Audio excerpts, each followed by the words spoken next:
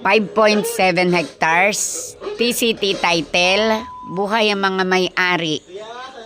Overlooking siya, pasok ang sasakyan sa property.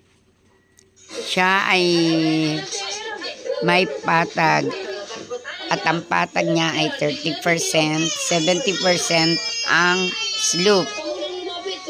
Overlooking siya ay 1,200 per square meter. Titulado, TCT title.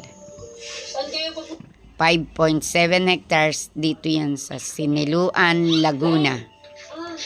Direct ako sa seller. Saan ka galing? Ante mo?